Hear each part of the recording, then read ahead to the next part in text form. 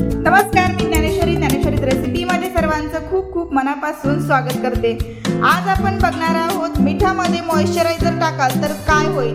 किचनमध्ये जर हा उपाय तुम्ही करून बघाल तर नक्कीच तुमची कामं जी आहेत ती अगदी झटपट अशी होतील। त्यामुळे आजचा व्हिडिओ शेवटपर्यंत बघायला विसरू नका। खूप साऱ्या नवनवीन टिप्स आणि ट्रिक्स मी तुमच्यासोबत आज शेअर केलेल्या आहेत।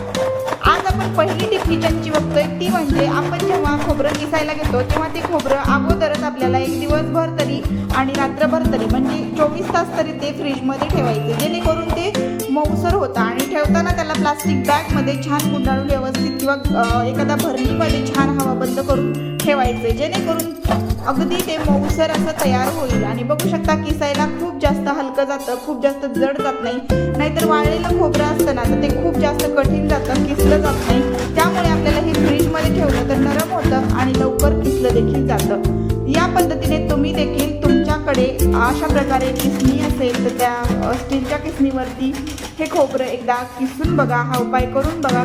खोबरं किसण्यापूर्वी तुम्ही एक दिवस अगोदर फक्त फ्रीजमध्ये ते ठेवून बघा। नक्की तुम्हाला हा उपाय केला तर किचनमध्ये जो वेळ लागतो आपल्याला खूप जास्त खोबरं किसायला, तर तो वेळ लागणार नाही। त्यानंतर तुम्ही हे खोबरं वाळवून ठेवू शकता किंवा मग भाजून ठेवू शकता।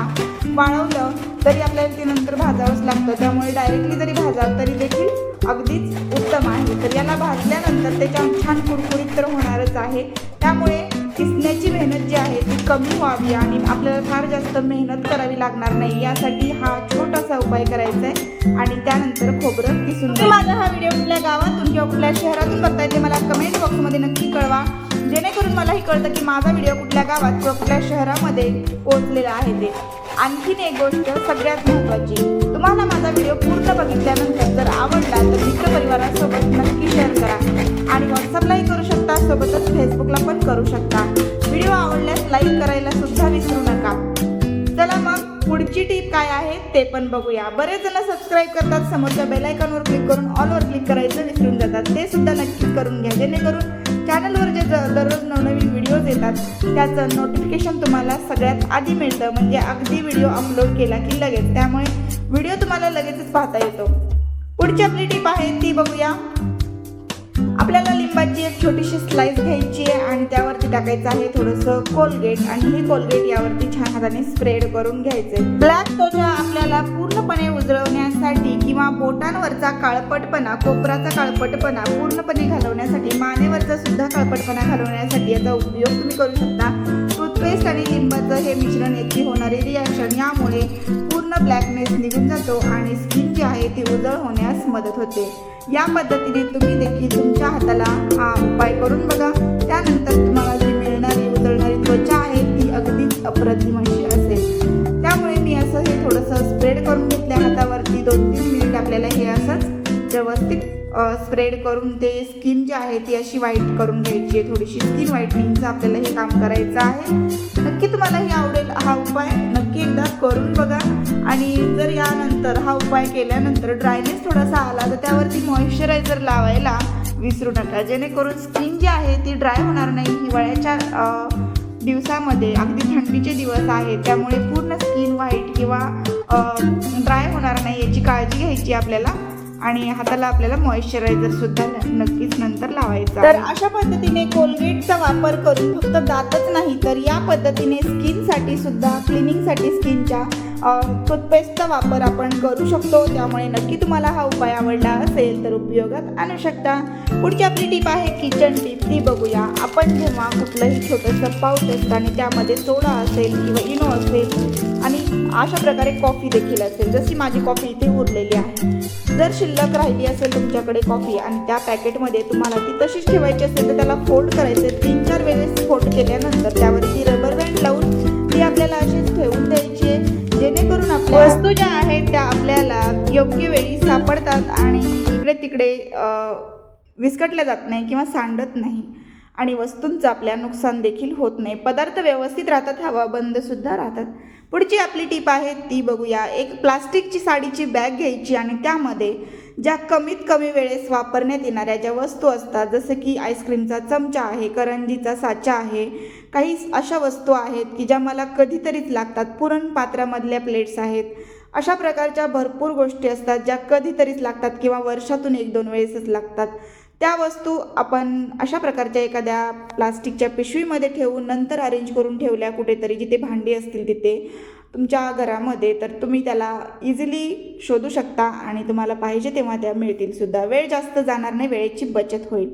पुढची टिप बघतोय आपण. सगळ्यात महत्त्वाचं म्हणजे इथे सुद्धा आपल्याला थोडंसं लिंबू लागणार आहे. अर्धा लिंबाचा भाग घ्यायचा, त्यावरती थोडंसं मीठ स्प्रेड करायचे, पाव चमचा किंवा त्यापेक्षाही कमी.